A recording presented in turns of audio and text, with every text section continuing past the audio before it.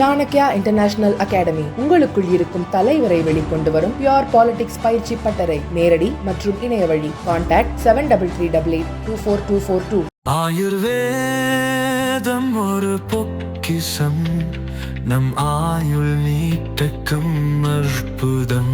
Doctor Srivarma's. அனைவருக்கும் வணக்கம்.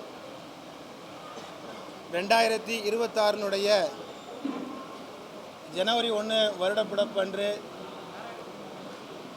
நெல்லை மாவட்டத்தினுடைய எஸ்டிபிஐ கட்சியின் BLA to BLC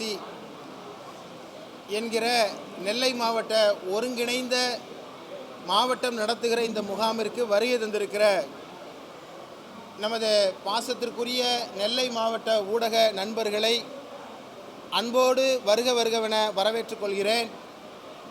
ஆரம்பமாக எனது பாசத்திற்குரிய ஊடக நண்பர்கள் மற்றும் அனைத்து தமிழர்களுக்கும் SDPI கட்சியினுடைய நெஞ்சார்ந்த புது வருட பிறப்பு நல்வாழ்த்துக்களை தெரிவித்துக் கொள்கிறேன். இந்த 2026 வருடம் இந்த நாட்டில் செழிப்பையும் சந்தோஷத்தையும் சமய சமூக நல்லிணக்கத்தையும் வளர்ச்சியையும் தர வேண்டும் என்று இந்த தருணத்தில் எல்லாம் வல்ல இறைவனை பிரார்த்திக்கிறேன். SDPI கட்சியினுடைய மாநில தலைமை எடுத்த தீர்மானத்தின் அடிப்படையில் தமிழகம் முழுவதும் கட்சி BLC என்கிற பூத் கமிட்டி கட்டமைப்பை வலுப்படுத்துகிற தேர்தல் கட்டமைப்பை வலுப்படுத்துகிற நடவடிக்கையை நாங்கள் செப்டம்பர் மாதம் 13ஆம் தேதி தொடங்கி இன்று வரை நாங்கள் தீவிரப்படுத்தி வருகிறோம். திருச்சியிலே தொடங்கி இன்றைக்கு திருநெல்வேலி வரை தொடர்ந்து இந்த முகாம்களை நாங்கள் விரைவுபடுத்தி வருகிறோம். வரவிருக்கிற 2026 சட்டமன்ற தேர்தலில் SDPI கட்சியினுடைய கணக்கை, சட்டமன்ற உறுப்பினர் கணக்கை துவங்குகிற விதத்தில் எங்களது பணிகள் அமைந்திருக்கிறது. ஏறத்தாழ 75,000 தமிழகத்தினுடைய பூத்துகளில் 30,000 பூத்துகளை இலக்காக வைத்து இந்த தேர்தலுக்குள் பூத் கமிட்டிகளை அமைத்து விடுவதற்கான பணிகளை எங்களது மாநில நிர்வாகம் முடக்கிவிட்டிருக்கிறது. வரவிருக்கிற சட்டமன்ற தேர்தலில் SDPI கட்சியினுடைய உறுப்பினர்கள் சட்டமன்றத்தில் தங்களது குரலை எழுப்புவார்கள் என்று இந்த தருணத்தில் சந்தோஷத்தோடு இந்த வருடப்பிறப்பு அன்று நாங்கள் தெரிவித்துக் கொள்கிறோம். திருநெல்வேலி என்று சொன்னாலே அல்வாவும் தாமிரபரணியும். இன்றைக்கு தாமிரபரணி மிக மோசமான ஒரு மாசான சூழலில் மிக மோசமாக பாதிக்கப்பட்டு ஆக்கிரமிப்புகள், அதுபோல சுற்றுச்சூழல் சீர்கேடுகள் என்று இன்றைக்கு சீர்கெட்டு வருகிறது. தமிழ்நாட்டிலேயே உருவாகி தமிழக மக்களுக்கு நெல்லை, தூத்துக்குடி, கன்னியாகுமரி மாவட்டங்களுக்கு மிகப்பெரிய பலனை அளித்து கொண்டிருக்கிற இந்த தாமிரபரணியை போர்க்கால அடிப்படையில் தமிழக அரசு சிறப்பு திட்டங்களை வைத்து இதனை காத்திட வேண்டும் என்று நாங்கள் இந்த ஊடக சந்திப்பின் வாயிலாக நாங்கள் கோரிக்கை விடுக்கிறோம். குறிப்பாக இதற்கென்று தனியாக ஒரு ஆணையத்தை அமைத்து, தண்ணீர் தான் இனி வரக்கூடிய காலத்தில் 3ஆம் உலகப் போர் என்பது தண்ணீருக்கானதாக இருக்கும் என்று சொல்லுகிறார்கள். எனவே அந்த நீரை பாதுகாக்கிற விதத்தில் ஒரு தனி ஆணையத்தை அமைத்து மண்ணின் பெருமையான தாமிரபரணியை பாதுகாக்கிற தமிழக அரசு சிறப்பு நிதியை ஒதுக்கி முன்வந்திட வேண்டும் என்று நாங்கள் கோரிக்கை விடுக்கிறோம். சில தினங்களுக்கு முன்பு நெல்லை மாவட்டத்தில் பொருணை அருங்காட்சியகத்தையும் காகிதமில்லத் பெயரிலான நூலகத்திற்கான அடிக்கல் நாட்டு விழாவையும் தமிழகத்துடைய முதல்வர் துவங்கி வைத்திருக்கிறார். இது திருநெல்வேலி மண்ணுக்கு கிடைத்த பெருமை. பொருணை அருங்காட்சியகம் என்பது சிவகலை, கொற்கை போன்ற பகுதிகளிலிருந்து கிடைக்கப்பட்ட அகழ்வாராய்ச்சிகளின் மூலமாக கிடைக்கப்பட்டிருக்கிற அந்த பழங்கால பொருட்களை எல்லாம் கொண்டு உருவாக்கப்பட்டிருக்கிறது. திறந்து வைக்கப்பட்ட 5 நாட்களிலேயே ஏறத்தாழ 25,000 பார்வையாளர்கள் இதனை கண்டு சென்றிருக்கிறார்கள். எனவே திருநெல்வேலி மண்ணினுடைய மைந்தர்களுக்கு இதனுடைய வரலாற்றை சொல்லுகிற விதமாக பொருணை அருங்காட்சியகத்தை அமைத்து தந்திருக்கிற தமிழக முதல்வருக்கு இந்த கூட்டமானது இந்த ஊடக சந்திப்பின் வாயிலாக எங்களது பாராட்டுக்களை, நன்றியினை நாங்கள் தெரிவித்துக் கொள்கிறோம். அதுபோல் காகிதமில்லத்து நூலகம் என்பது இந்த நெல்லை மாவட்டத்தினுடைய, இந்த நெல்லை மண்டலத்திற்கு உட்பட்ட மக்களுக்கிடையே ஒரு அறிவு பொக்கிஷமாக அது வர வேண்டும். எவ்வாறு மதுரை நூலகம், சென்னையினுடைய அண்ணா லைப்ரரி செயல்படுகிறதோ அதுபோல் சிறப்பான முறையில் இதை செயல்படுத்துவதற்கான போர்க்கால அடிப்படையில் விரைந்து இதனை திறப்பதற்கான நடவடிக்கைகளிலும் தமிழக அரசு ஈடுபட வேண்டும் என்று நாங்கள் கோரிக்கை விடுக்கிறோம். மூன்றாவதாக, இப்பொழுது மிகப்பெரிய எதிர்ப்பை சந்தித்திருக்கிற எஸ்ஐஆர் நடைமுறைப்படுத்தப்பட்டிருக்கிறது. அந்த எஸ்ஐஆரில் இன்றைக்கி பெரிய குளறுபடிகள் வந்திருக்கிறது. வரைவு வாக்காளர் பட்டியல் வந்துவிட்டது. வரைவு வாக்காளர் பட்டியல் வந்த பின்னால் 97 லட்சம் வாக்காளர்கள் விடுவிக்கப்பட்டிருக்கிறார்கள், அதிலிருந்து நீக்கப்பட்டிருக்கிறார்கள். நீக்கப்பட்டவர்கள் மீண்டும் எங்களை சேர்க்க வேண்டும் என்று சொல்லி ஃபார்ம் 6ஐ எழுதி கொடுத்தால் ஆவணங்களை கேட்டு அதிகாரிகள் அலைக்கழிக்கிறார்கள். ஆவணங்களை கேட்டு அந்த ஆவணங்களை ரேஷன் கார்டையோ ஆதார் கார்டையோ ஏற்றுக்கொள்வதில்லை. சில தவறுகள், எழுத்து பிழைகள் இருக்கிறது. இந்த எழுத்து பிழைகளுக்கான காரணம் அந்த வாக்காளர் பட்டியலில் இருக்கிற பெயருக்கு காரணம் தேர்தல் ஆணையம் காரணம். அந்த எழுத்து பிழையை வைத்துக்கொண்டு உங்களது ஆவணங்கள் பொருந்தவில்லை என்று அலைக்கழிப்பது என்பது அப்பட்டமான சட்டவிரோத ஜனநாயக படுகொலை என்பதாக நாங்கள் கருதுகிறோம். மதம் மாறியவர்களுக்கான உரிய ஆவணங்களை வழங்கினால் எங்களுக்கு இந்த ஆவணங்கள் போதாது என்று சொல்லி ஒரு அதிகார துணியோடு அதிகாரிகள் அலைக்கழிப்பதாக தகவல்கள் வருகிறது. 12.43 லட்சம் வாக்காளர்கள், 12,43,000 வாக்காளர்களுக்கு நீங்கள் சந்தேக வாக்காளர்கள் என்று நீங்கள் உங்களது ஆவணங்களை நிரூபியுங்கள் என்று சொல்லியிருக்கிறார்கள்.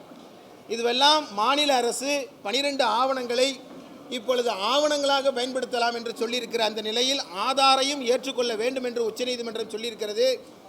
எப்படியாவது தமிழ்நாட்டிலே வாக்காளர்களை நீக்க வேண்டும் என்ற நோக்கத்தோடு செயல்படுகிற ஆணையம் இந்த விஷயத்தில் ஒரு சட்டத்திற்கு புறம்பாக செயல்படுகிறது. எனவே மீண்டும் ஜனநாயக அடிப்படையில் அந்த மக்களுக்கு வாக்களிக்கிற உரிமையை வழங்குகிற விதத்தில் இதுபோன்ற தேவையற்ற அலைக்கழிப்புகளை தவிர்த்திட வேண்டும் என்று நாங்கள் தேர்தல் ஆணையத்தை கேட்டுக்கொள்கிறோம். நான்காவதாக, மாஞ்சோலையில் ஒரு 1000 தொழிலாளர்கள், மாஞ்சோலை தோட்ட தொழிலாளர்கள் அங்கிருந்து அப்புறப்படுத்தப்பட்டார்கள்.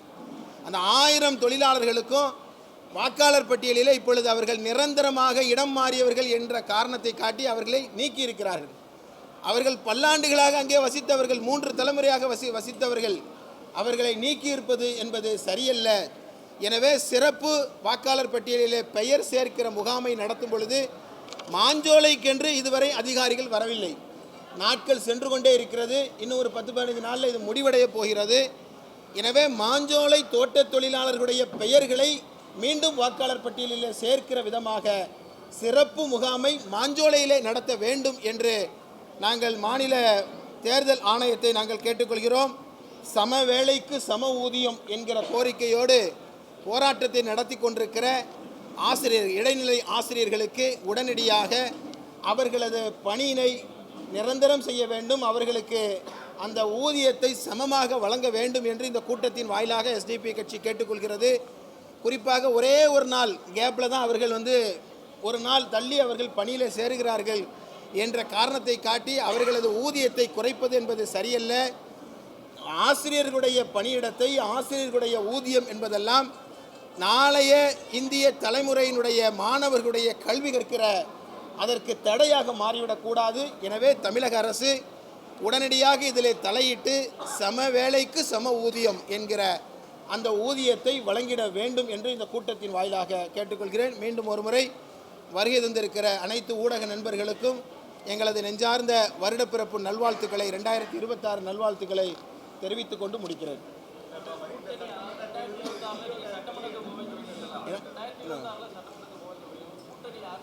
அதாவது நான் ஏற்கனவே எல்லா கூட்டங்கள்லையும் எல்லா ஊடக நண்பர்கள்ட்டையும் சொல்லிட்டேன். இது சம்பந்தமான முடிவை ஜனவரி மாதம் எங்களது மாநில பொதுக்குழு கூடவிருக்கிறது.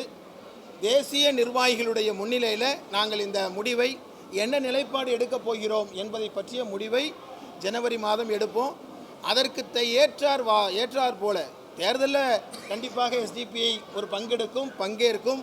எங்களது நிலைப்பாடு இந்த தமிழ்நாட்டு மக்களுடைய முன்னேற்றத்திற்கு நிச்சயமாக வழிகோலுகிற ஒன்றாக இருக்கும். ஆனால் அந்த முடிவை மாநில பொதுக்குழு தான் வழக்கமாக எங்களது சட்டத்திட்டன்படி எடுத்துக்கொண்டிருக்கிற காரணத்தினால் ஜனவரி மாதம் எங்களுடைய தேசிய தலைவருடைய முன்னிலையில் மிகச்சிறப்பான இந்த முடிவை நாங்கள் எடுப்போம். எஸ்டிபி கட்சியினுடைய கணக்கை துவங்குவோம்.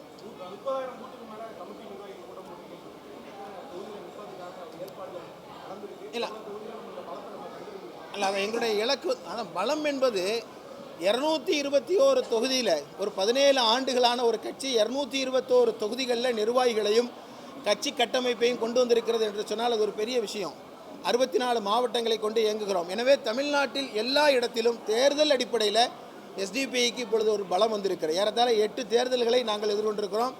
எனவே இந்த தேர்தலில் மாநில தலைமை என்ன முடிவை எடுத்தாலும் அதை தீவிரமாக நடைமுறைப்படுத்துவதற்கான மொத்த கட்சி கட்டமைப்பை கடைசி கிளை வரை உற்சாகத்தோடு திரட்டி வைத்திருக்கிறோம்.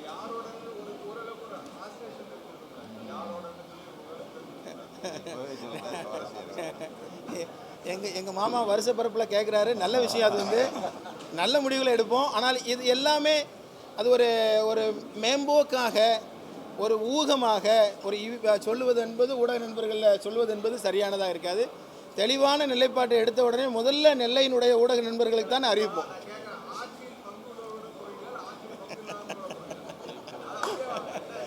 அதாவது எங்களுக்கு எஸ்டிபிஐ சட்டமன்ற உறுப்பினர்கள் அங்கே செல்ல, நான் ஏற்கனவே சொல்லியிருக்கோம், இந்த ஆட்சியில் பங்கு அந்த மாதிரியான விஷயங்கள் எல்லாம் நாங்கள் ஏற்கனவே அது சம்மந்தமான நிலைப்பாடுகள்லாம் சொல்லியிருக்கோம். இப்போதைக்கு உங்களுடைய முழு கவனமும் நீங்கள் எவ்வாறு எஸ்டிபிஐ என்ன நிலைப்பாடு எடுக்கப் போகிறது என்று ஆர்வமாக இருக்கிறீங்களோ அந்த மாதிரி எஸ்டிபிஐ சட்டமன்றத்திற்கு அனுப்ப வேண்டிய கட்டமைப்பை வலுப்படுத்தும். அதை நோக்கி தான் இப்பொழுது சென்று கொண்டிருக்கிறோம். என்னவாக இருந்தாலும் நன்றாகவே நல்ல விஷயமாகவே நடக்கும். வருஷப்பிறப்பு அன்றைக்கு நம்முடைய பிரார்த்தனை என்னவோ அதன் அடிப்படையில் இறைவன் வந்து அதற்கான வாய்ப்புகளை தருவான். எஸ், உண்மை.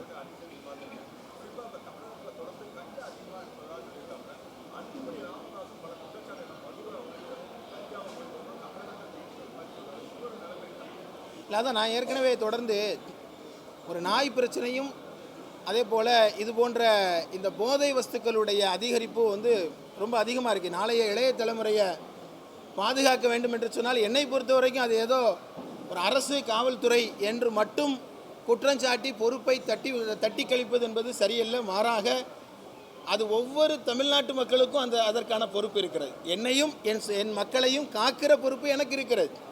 எனவே அரசும் காவல்துறையும் மக்களும் இணைந்து கொண்டு இந்த போதைப் பொருள் நடமாட்டத்தை தடுப்பதற்கான முழு வீச்சில் பணிகளை மேற்கொள்ள வேண்டும். இப்போ திருத்தணியில் நடத்தப்பட்டிருக்கிற அந்த சம்பவம் எல்லாம் அதைத்தான் சொல்லி காட்டுகிறது. எனவே இதை ஒரு எச்சரிக்கையாக எடுத்துக்கொள்ளும். நேற்று கூட தேனியில் தான் சொன்னேன், இது ஒரு எச்சரிக்கையாக எடுத்துக்கொள்ள வேண்டும். ஒரு அவேர்னஸாக இதை எடுத்துக்கொண்டு நம்மை காக்கிற பொறுப்பு நமக்குத்தான் இருக்கிறது என்று அரசும் காவல்துறையும் மக்களும் இணைந்து இதற்கான ஒரு முடிவு கட்டுகிற நடவடிக்கையில் ஈடுபட வேண்டும்.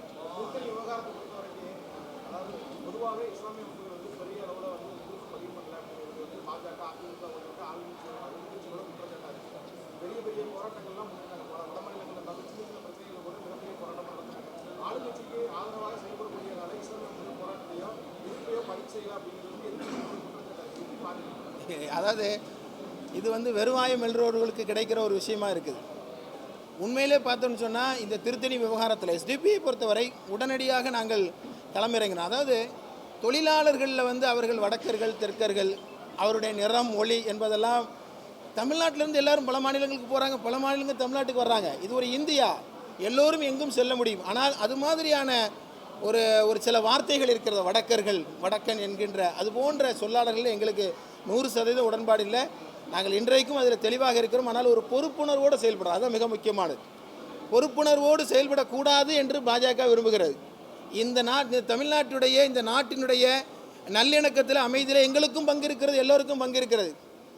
அதை வந்து ஒரு பெரிய லெவலில் பிரச்சனையாக்குவதற்கு ரொம்ப நேரம் ஆகாது. ஒரு வார்த்தை போதும் ஒரு மிகப்பெரிய பிரச்சனையாக்குவதற்கு. அது அல்ல, மாறாக இந்த தமிழ்நாட்டுடைய நல்லிணக்கத்தை காப்பதில் எனக்கும் ஒரு பங்கு இருக்கிறது. அப்படி ஒரு பீதி கிளம்பிச்சுன்னு சொன்னால் தமிழ்நாட்டில் இருக்க எல்லா தொழிலாளர்களும் ஒரு முறை புறப்பட்டு போய் எவ்வளோ பிரச்சனையை உருவாக்கியது என்பது நமக்கு தெரியும். எனவே ஒரு பொறுப்புணர்வோடு செயல்படுகிறோம். அதுபோல் இதுக்கு ஒரு முடிவு வர வேண்டும் என்று நினைக்கிறோம். உண்மை வெளிவந்தது, குற்றவாளிகள் கைது செய்யப்பட்டார்கள். இனி ஒன்று நடக்காதவாறு பார்த்து கொள்ள வேண்டிய பொறுப்பு தமிழக காவல்துறைக்கு இருக்கிறது என்று மீண்டும் மீண்டும் சொல்கிறோம். இப்பொழுதும் சொல்கிறோம். அது யாருக்கும் ஆதரவாக எதிர்ப்பாக அல்ல, மாறாக ஒரு பொறுப்புணர்வோடு நாங்கள் செயல்படுகிறோம். அதான் உண்மை. இளம்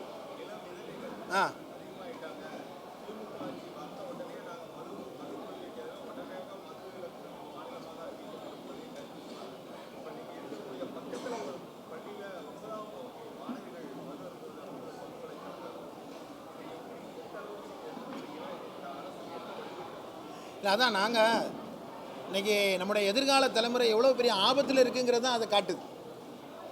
எனவே இது வந்து ஒரே ஒரு புறத்திலிருந்து மட்டும் அரசு மட்டும் ஒரு நடவடிக்கை எடுத்தால் எல்லாம் சரியாயிரும் அப்படின்னு நாங்கள் இந்த பிரச்சனை நினைக்கல.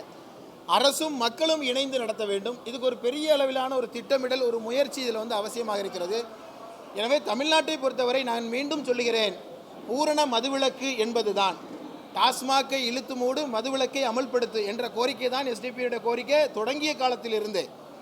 மது அருந்துபவர்களுக்கு எஸ்டிபியில் இடமில்லை என்று சொல்லுகின்ற கட்சி எஸ்டிபி. எனவே இந்த மதுதான் தீமைகளுடைய தாயாக இருக்கிறது. எனவே முழுவதுமாக மது அகற்றப்பட வேண்டும். அரசு இந்த விஷயங்களில் வருமானம் வருகிறது, மதுவினால் வருகிற வருமானம் நாட்டிற்கு அவமானம் சொன்னார் காந்திஜி.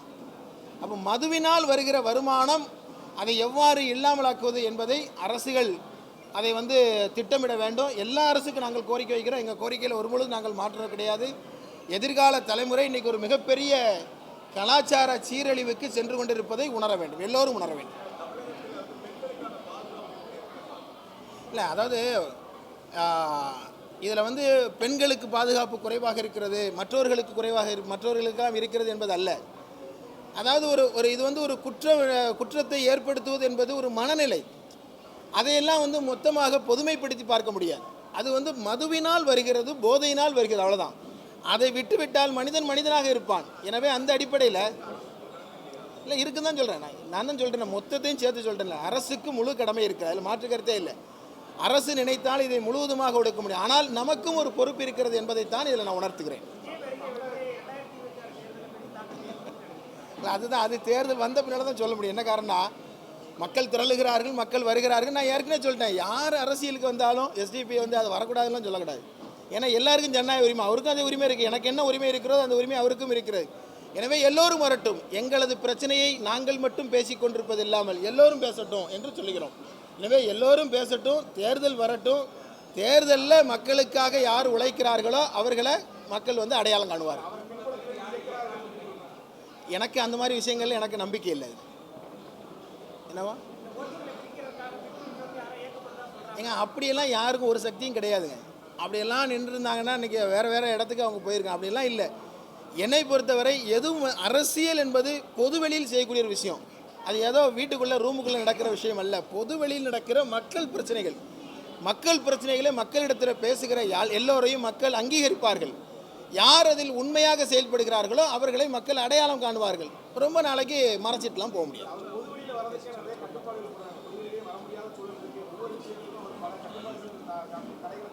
இல்லை, அது வந்து ஒரு காரணத்தில் சரிதானே. இப்போ கரூர் சம்பவத்தை போல் ஒன்று நடக்கக்கூடாதுன்னு ஒரு அரசு நினைக்கலாம் தானே. அது எல்லோருக்கும், அது யார் காரணம் என்பது வேறு, அது விசாரணையில் இருக்கிறது, நீதிமன்ற விசாரணையில் இருக்கிறது வேறு. ஆனால் ஒரு பொதுவாக இது போல் ஒரு பிரச்சனை வரக்கூடாது என்பதை ஒரு அரசு நினைப்பதில் தவறில்லை. அதில் எல்லோருக்கும் பங்கு இருக்குது, அவருக்கும் நடத்துபவர்களுக்கும் பங்கு இருக்குது. இப்போ எங்கள் எஸ்டிபி கட்சி கூட்டத்தை எடுத்துக்கிட்டால் அதை முழுவதும் கட்டுப்படுத்துகிற எல்லா பொறுப்பையும் நாங்களே எடுத்துக்கொள்கிறோம்.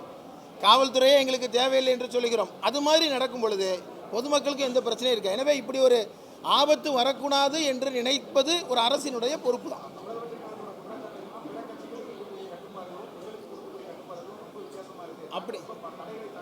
அப்படி ஒரு கண்ணுக்கு மையும் ஒரு கண்ணுக்கு சுண்ணாமும் வைத்தால் அது தவறு.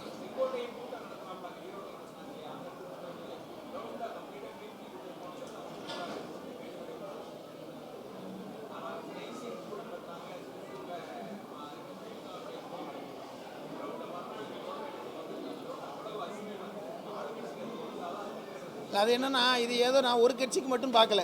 நாங்கள் ஒரு 17 வருஷமாக கட்சி நடத்துகிறோம். எங்களுக்கு போடப்பட்டிருக்கிற கட்டுப்பாடுகளெல்லாம் நான் யார்கிட்டையுமே சொல்லக்கூட இல்லை. ஒரு ஃப்ளக்ஸ் வைக்கிறது, இங்கே கூட ஒரு ஃப்ளக்ஸ் வைக்கிறதுக்கு, ஒரு கொடி கட்டுவதற்கு, இத்தனையும் ஒரு கட்டுப்பாடு உள்ள ஒரு காவல்துறையோடு, அதே போல் சட்டம் ஒழுங்கை பாதுகாப்பதில் காவல்துறையை விட ஒரு கூடுதல் பங்கு எங்களுக்கு இருக்குது என்று நினைக்கிற எங்களுக்கே ஏகப்பட்ட கட்டுப்பாடுகள் இருக்குது. நான் தான் சொல்கிறேன், ஒரு கண்ணுக்கு மையும் ஒரு கண்ணுக்கு சுண்ணாமும் வைத்தால் அது தவறு. அது அந்த ஜனநாயக உரிமைகள் எல்லாருக்கும் வழங்கப்படணுங்க. அது யாரும் மறுக்கக்கூடாது. அப்படி மறுக்கிற ஒன்றிய அரசை எவ்வளோ குற்றம் சாட்டுகிறோம். அதனால் எல்லோருக்கும் வழங்கப்படும், அது நியாயமான ஒன்று.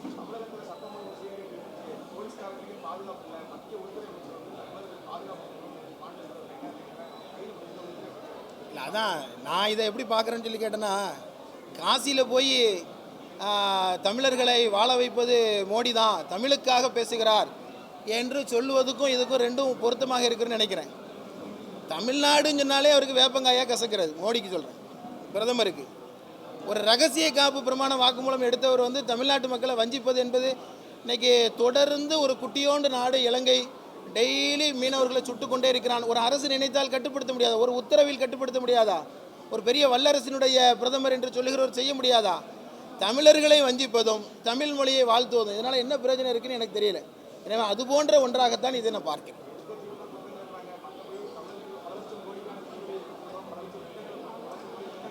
அது அது நான் பல லட்சம் கோடிகளை கொடுத்தாங்கிறதுக்கெலாம் நான் பின்னால் வர்றேன். நாங்கள் கேட்ட நிதியை NEP-யை ஏற்றுக்கொள்ளாவிட்டால், புதிய தேசிய கல்விக் கொள்கையை ஏற்றுக்கொள்ளாவிட்டால் 2700 கோடி ரூபாய் விடுவிக்க முடியாது என்று இன்றைக்கு வரை ரமேஷ் பிரதான் சொல்லிக் கொண்டிருக்கிறாரா இல்லையா?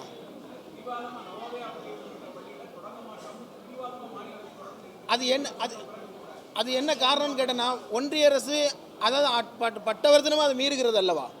அவர் மாநில அரசுக்கென்று ஒரு உரிமை இருக்கிறது அல்ல. அதாவது நான் இல்லை இது ரெண்டு பேரும் இணங்கி போகணுங்கிறது அது வேறு ஒரு விஷயம். அதே நேரம் மாநில அரசினுடைய நடவடிக்கை என்பது ஒரு அறச்சீற்றமாக இருக்கிறது. நீங்கள் எங்களை தொடர்ந்து நீங்கள் இது மாதிரி வளர்ச்சியை காட்டிக்கொண்டே இருக்கிறோம். மக்கள் தொகையை கட்டுப்படுத்தியதனால் இன்றைக்கி டீலிமிட்டேஷன் நம்ம பாதிக்கப்பட்டு இருக்கோம். ஒன்று. இரண்டாவது, ஒன்றிய அரசினுடைய நடவடிக்கையை பொறுத்தவரை அது முழுக்க தமிழ்நாட்டு மக்களை வஞ்சிக்கிற ஒரு செயல். அது பட்டவர்த்தனமாக சொல்லி காட்டுகிறார். பாராளுமன்றத்தில் ஒரு பாராளுமன்ற பொறுப்புள்ள அமைச்சராக பேசியிருக்கிறார்களா தமிழ்நாட்டு விவகாரம் வரும்பொழுது? இல்லை. எனவே அதை பிரதிபலிக்கிற அந்த முயற்சிகளையும் அதையும் ஒன்றாக்கி பார்ப்பது என்பது சரியாக இருக்காதுன்னு நினைக்கிறேன்.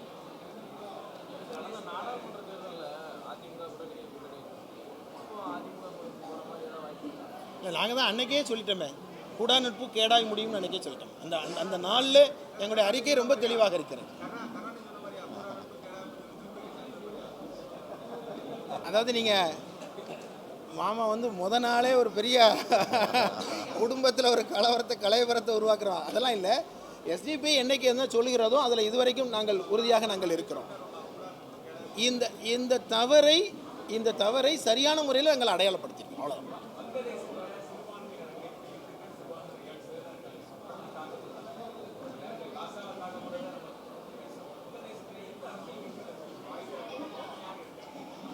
இல்லை, அதான் நாங்கள் அதை அப்போவே ரொம்ப வலுவாக எங்களுடைய தேசிய தலைமை வலிமையாக கண்டித்தது. அதாவது எந்த நாடுகளிலையும் வாழுகிற இந்தியர்களாக இருப்பவர்கள் அல்லது அங்கே இருக்கிற சிறுபான்மையினர், எங்கள் குரலே குரலற்றோரின் குரல் தான் எங்கள் குரலே. எங்கே யார் மதத்தாலோ இனத்தாலோ மொழியாலோ பாதிக்கப்படுகிறார்களோ அவர்களது மதம் இனம் மொழி எதுவோ அது எங்களது மதம் இனம் மொழி என்று சொல்லுவார்கள். நாங்கள் 100% அதில் உடன்படுகிறோம். எந்த நாட்டிலையும் பாதிக்கப்படப்படும். இங்கே இருக்கிற சிறுபான்மையினர் தாக்கும் பொழுது குரல் எழுப்புகிற நாங்கள் அங்கே இருக்கிற சிறுபான்மையினராக அது எந்த பெரும்பான்மை மதமாக இருந்தாலும் எங்களுக்கு அதில் உடன்பாடு இல்லை. நாங்கள் இப்பொழுதும் சொல்கிறோம், அதற்கு வலுவான நடவடிக்கையை ஒன்றிய அரசு எடுக்க வேண்டும். எனக்கு உள்ள டவுட்டு, ஒன்றிய அரசு ஏதோ ஒரு ஷோ காட்டுறாங்களோ அப்படிங்கிற மாதிரி தான் இருக்கிறேன். ஏன்னா நினச்சா அதுக்கு ஒரு ஸ்ட்ராங்கான ஒரு நடவடிக்கை எடுத்திருக்கலாம். கலீதா ஜியா, அதே போல் இங்கே ஷேக் ஹசீனா, இந்த இதற்கு பின்பு இந்திய அரசுடைய நடவடிக்கை உங்களுக்கு நன்றாகவே தெரியும். எனவே மக்களை காக்கிற விஷயத்தில் உண்மையிலும் உண்மையாக ஒன்றிய அரசு நடக்க வேண்டியது இருக்கிறது. அந்த விஷயத்தில் வங்கதேசம் மட்டுமல்ல, உலகத்தில் எங்கே எந்த சிறுபான்மை மக்கள், எந்த மக்கள் அங்கே இருக்கிற நாட்டில் உள்ள மக்கள் பாதிக்கப்பட்டாலும் அதை 100% வன்மையாக கண்டிக்கிறோம். அவர்களை பாதுகாக்க வேண்டிய பொறுப்பு பெரும்பான்மைக்கு இருக்கிறது.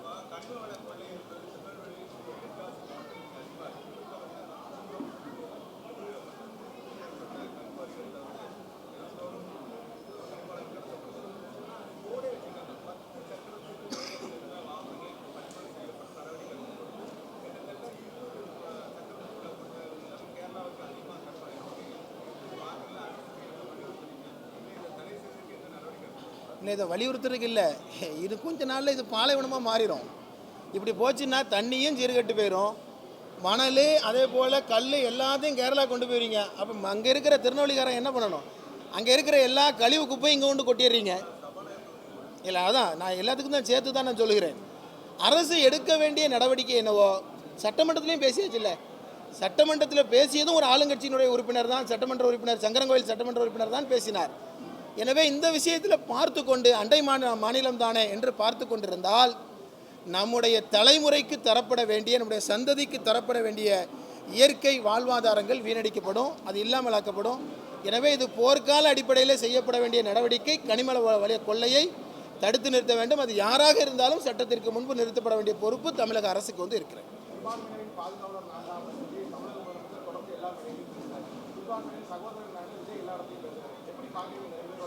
யார் எங்களை நண்பன்னு சொன்னாலும் சகோதரன் சொன்னாலும் நாங்கள் ஏற்றுக்கொள்கிறோம். யாராக இருந்தாலும் ஏற்றுக்கொள்கிறோம். நியாயமானது தானே, அதுதானே வேணும். இப்போ நான் எங்களன்னு மட்டும் சொல்லலை, எல்லாரையும் ஒருத்தருக்கு ஒருத்தர் சகோதரராக இருக்கணும் முதல்ல, அதாக மிக முக்கியமானது. நீ நீ நீ நான் அதுதான் சொல்லிட்டேனே, இதை வைத்து கொண்டு ஒரு முடிவு எடுக்க முடியாது. என்ன சகோதரனா ஏற்றுக்கிறேன்னு யார் சொன்னாலும் எங்களை பொறுத்த வரைக்கும் பிஜேபி தவிர பிஜேபியினருடைய நடவடிக்கைகள் மக்களை மதங்களாக பிளவுபடுத்துகிறது. அதை தவிர எல்லோரும் எங்களுக்கு நண்பர்கள் தான், சகோதரர் தான். என்னம்மா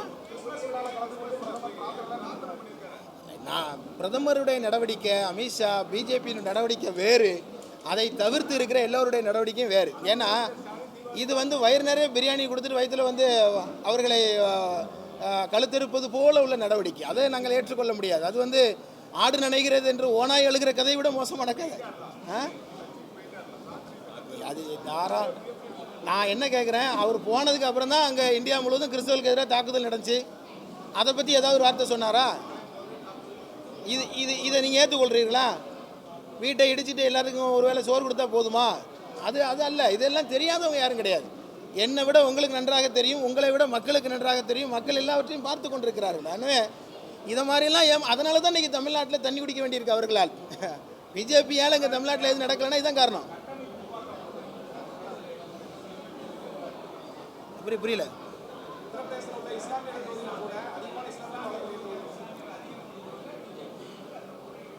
இல்லை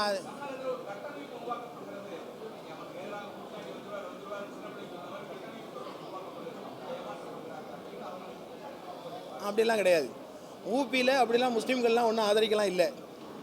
உத்தரப்பிரதேசத்தில் நடக்கிற அந்த தேர்தலில் முஸ்லீம்கள் பிஜேபி ஆதரித்தார்கள்னு சொல்கிறதும், கேரளாவில் பிஜேபி பெரிய அளவில் வெற்றி பெற்றுன்னு பிரதமர் ட்வீட் பண்ணுறதும் ரெண்டும் ஒன்று தான். கேரளாவில் அதான் நான் சொல்கிறேன் கேரளாவில் திருவனந்தபுரத்தில் ஒரே ஒரு கார்பரேஷன் ஜெயிச்சிருக்கிறாங்க.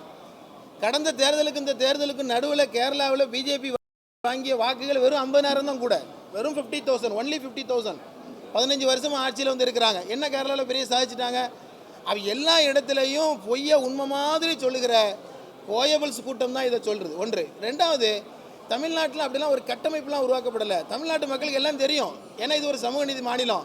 இது பெரியாரால், அண்ணாவால், அதுபோல் பசும்பொன் முத்துராமலிங்க தேவரால், காகிதம் இல்லத்தால் வளர்த்தெடுக்கப்பட்ட பூமி. யார் நண்பன் யார் என்று தெளிவாக தெரிகிறது. அது அவங்களுக்கு பெரிய பிரச்சனையை உருவாக்குகிறது. இது எல்லாருக்கும் வாழ்த்து சொல்ல நினைப்பேன். என்னை அதாவது இது வெறும் ஒரு அரசு, ஒரு தனிநபர், ஒரு முதல்வர் என்பதோடு அல்ல. இந்த மாநிலம் எப்படி இருக்குது நீங்கள் அதை முதல்ல பார்க்கணும். இதை வெளிப்படையாக திறந்து பேசினா, ஏன் பிஜேபியால் தலைகீழ நின்னாலும் தண்ணி குடித்தாலும் இங்கே வர முடியல என்று சொன்னால், அவர்கள் பணி செய்யாமல் நிறைய வேலை செய்கிறாங்க. மக்கள் தெளிவாக இருக்கிறாங்க. அண்ணன் தம்பியா மாமா மச்சானா இருக்கிற எங்களை திருப்பரங்குன்றம் அதானே. இன்றைக்கி அங்கே போனீங்கன்னா மாமா மச்சானா நான் இருக்கேன், நீ யார் என்று அங்கே கேட்கிறார்கள். எனவே மாமன் மச்சானாக, சித்தப்பா சித்தியாக இருக்கிற எங்களை பிரிக்க முடியாதுங்கிறது தான் முக்கியம்.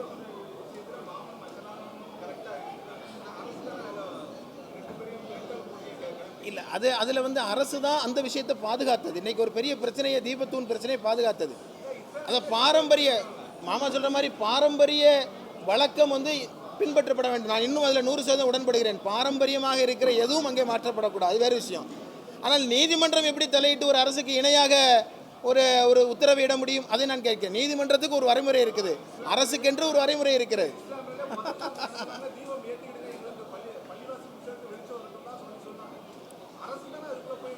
ஏங்க இது சிலர் பெருசுப்படுத்துகிற விஷயம், அது அல்ல.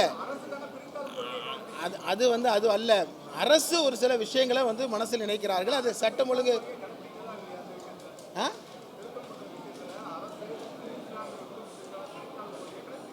அரசு ஒரு அரசாக நடக்க முயற்சி செய்கிறது, அவ்வளோதான்.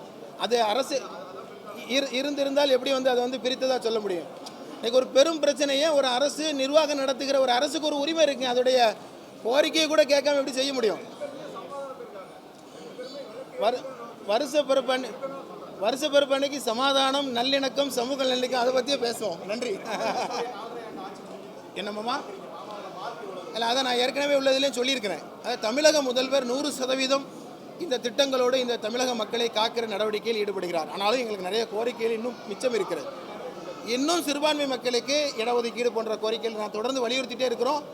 ஏனென்றால் இந்த நாட்டில் மிகவும் மோசமாக பாதிக்கப்படுகிற ஒரு குழுவாக சிறுபான்மை மக்கள் இன்றைக்கு இருக்கிறார்கள். எனவே அவர்களுக்கு செய்ய வேண்டிய விஷயங்கள் நிறைய இருக்குது. இருந்தாலும் இன்னும் அதிகமாக தூரத்தில் இன்னும் அதிகமாக தமிழக அரசு திட்டங்களை வகுக்க வேண்டும். நான் சொல்லிட்டு தான், அதாவது விடுதலை ஒரு பக்கம் நடந்திருக்கு, ஆனாலும் பரவல் இல்லை. நம்ம ஒரு அரசுக்கு வைக்கிற வேண்டிய கோரிக்கை என்னவோ அந்த கோரிக்கையை தெளிவாக வைக்கணும். நல்ல விஷயம் நீங்கள் பேசும்போது நான் பேசும்போதும்.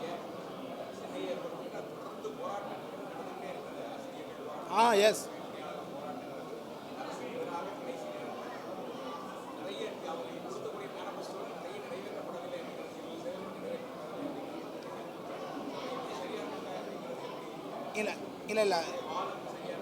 இல்லை அதாவது நீங்கள் சொன்ன மாதிரியே இது தூய்மை பணியாளருடைய பிரச்சனை இப்போ தொடங்கிய பிரச்சனை தான். இடைநிலை ஆசிரியர்களுடைய பிரச்சனை அதான் அந்த ராம்கி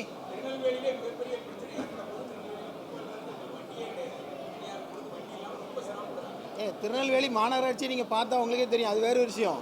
நம்ம எல்லாரும் அங்கே மாநகராட்சியில் தான் இருக்கிறோம். நான் மொத்தமாக நான் சொல்லுகிற மொத்தமான விஷயம் என்னென்னா இது மாதிரியான விஷயங்கள் அரசுக்கு கோரிக்கை வைக்கப்படுவது என்பது அது ஒரு நியாயமான ஜனநாயக விஷயம். அரசுக்கு சில சிக்கல்கள் இருப்பதாக சொல்லி எதுவாக இருந்தாலும் மக்களுக்கு தீர்வு வேணும், அவ்வளோதான். அதை அப்படியே நீடித்து கொண்டு போக வேண்டாம் என்பதுதான் எங்களுடைய கோரிக்கை.